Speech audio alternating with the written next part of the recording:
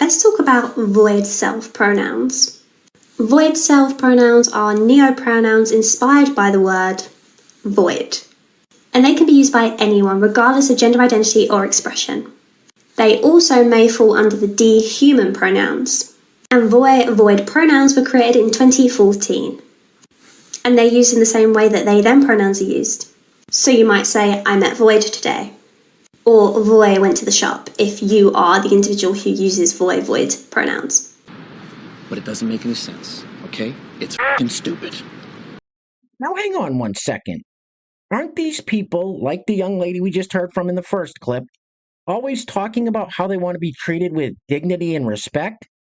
Yet they come up with a set of pronouns like void self that are meant to dehumanize them? How does that make sense? Anyway, welcome back. Thank you guys so much for joining me. So I have a very quick and very crazy clown world update for you guys today. And as usual, we have, well, very little time to waste. So let's get into it. Now, if you place your attention on the screen for a moment. So this is Jenny. Now, Jenny is a biological man that identifies as a trans woman and calls himself a transbian or trans lesbian. Now, Jenny will only date cis lesbians and is looking for an open relationship where he is able to see someone on the side. Never mind.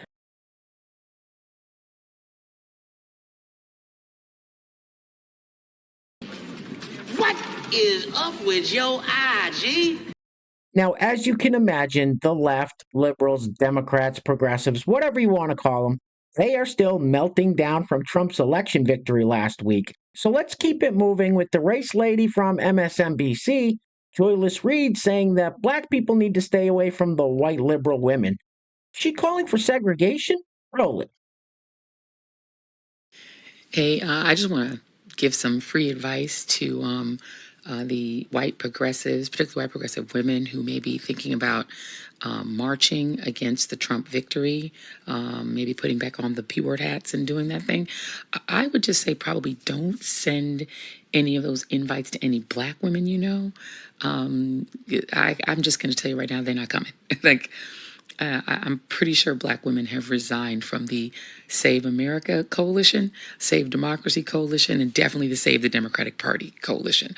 I think that's probably not happening. I would just keep those invites maybe among your own friends because I don't think they're coming.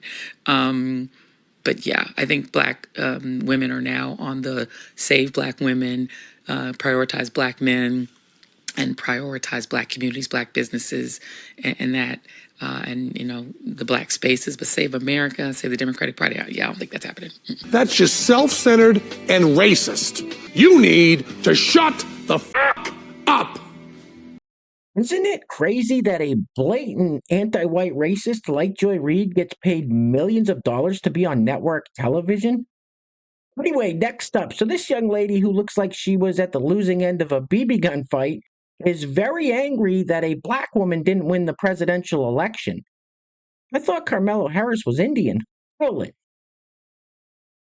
I'm going to get drunk today, and I'm going to act like an angry black fucking woman, because I'm fucking angry!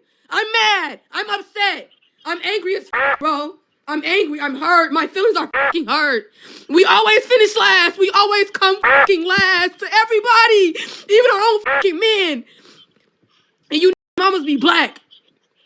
This shit is crazy. Y'all got black ass daughters. I'm angry as I'm gonna get drunk and cause a problem. What is it with you people?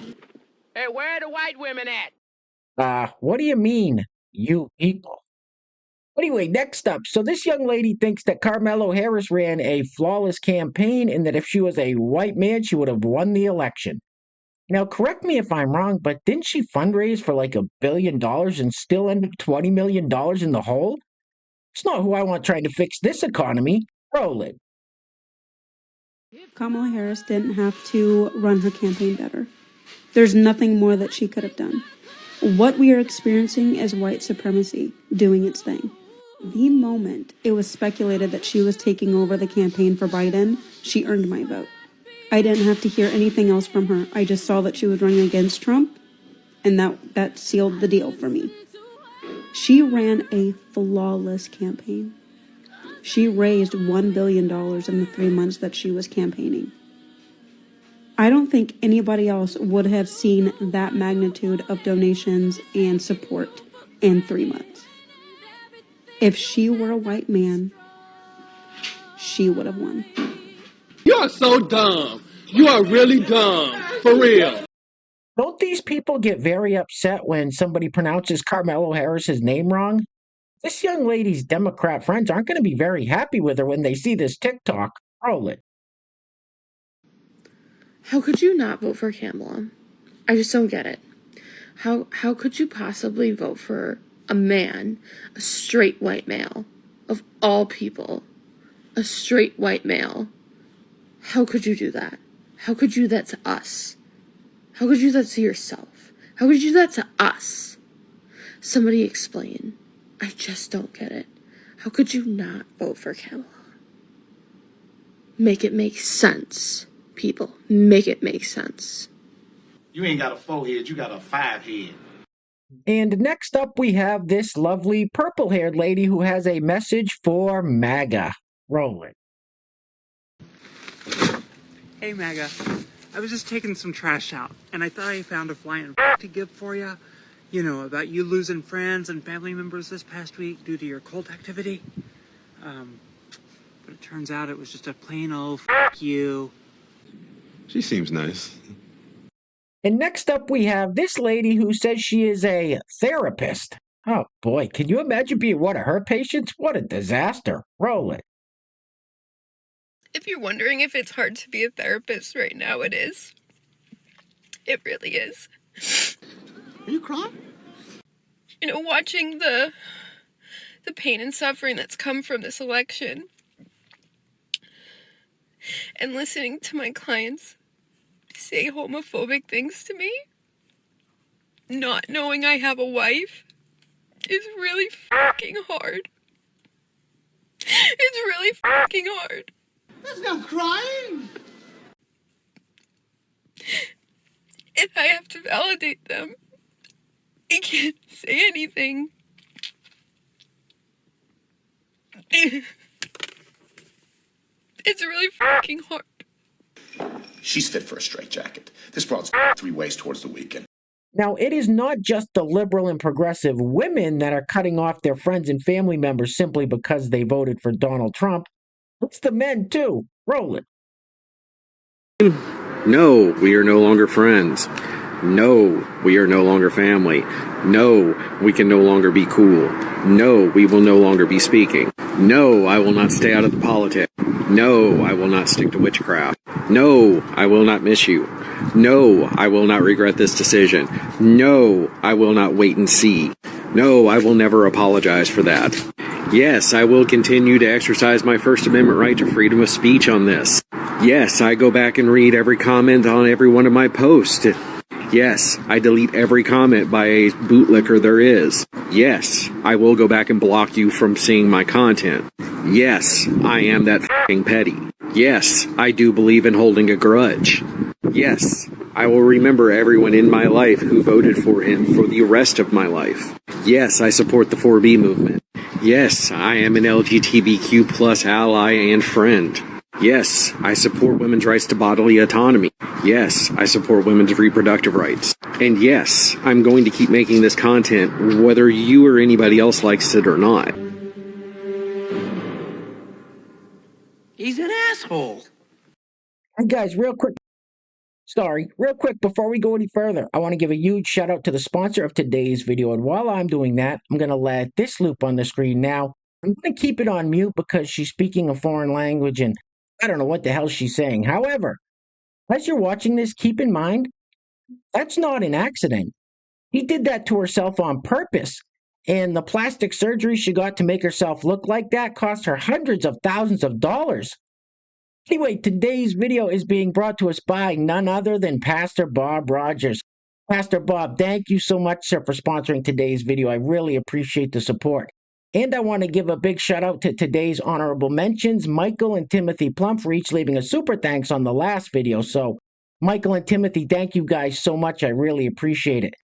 So once again, today's video sponsor is Pastor Bob Rogers, with the honorable mentions going to Michael and Timothy Plum. Now, if you'd like to sponsor the next video and help support the channel, there is a PayPal link in the description box below, and I will say your full name as a sponsor of said video unless stated otherwise by you. All right, I think we've all seen enough of this lady for one day. Get this off the screen, please. Ugh.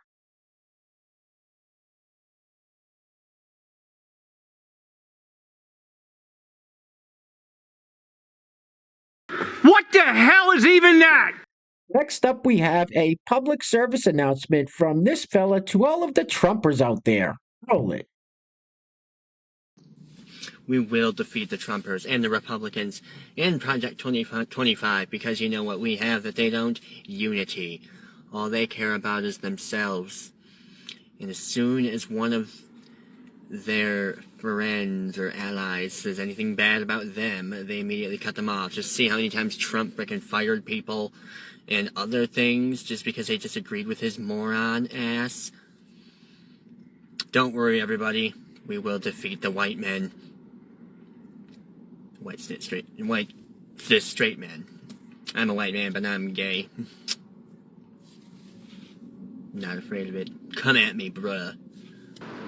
He was a retard. Now, I'm sure some of you probably saw the story yesterday about President-elect Donald Trump going to the White House to meet with installed President Joe Biden so they could swap pleasantries and such. Well, we're going to be wrapping it up with this clip of Joe Biden's publicist, diversity hire Karine Jean-Pierre, lying about Joe Biden, lying about Donald Trump being a threat to democracy. Watch when she gets asked the question. We can see her brain glitch in real time.